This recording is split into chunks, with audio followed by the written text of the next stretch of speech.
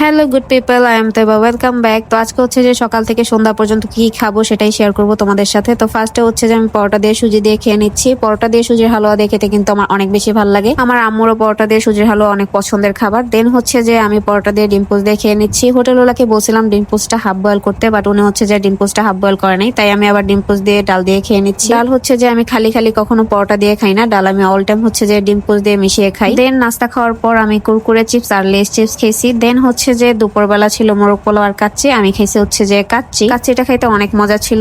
লেবু চিপ দিয়ে আলু ভেঙে মাংস নিয়ে একটা বাইট দিছি, ওফ কি যে মজা লাগছে আমার কাছে, কি যে বলবো। কাচ্চিটা অনেক মজা ছিল, কিন্তু মাংসটা সফট ছিল না, এছাড়া সবকিছু ঠিকঠাক ছিল। দেন হচ্ছে যে কাচ্চি খাওয়া শেষ করে আমি হচ্ছে যে কোক খেলাম। দেন হচ্ছে যে সন্ধ্যাবেলায় ছিল ফুচকা। সন্ধ্যাবেলা হলে হচ্ছে যে এটা সেটা খেতে মন চায়, তার মধ্যে হচ্ছে যে সবার আমি মনে করি সন্ধ্যাবেলায় ফুচকা বেশি খাইতে ইচ্ছা করে। তো আমি হচ্ছে যে ফুচকাটা খাচ্ছিলাম, আর ফুচকাটা অনেক বেশি মজা ছিল। তোমার আজকে ভিডিওটা এই পর্যন্তই ছিল। টাটা।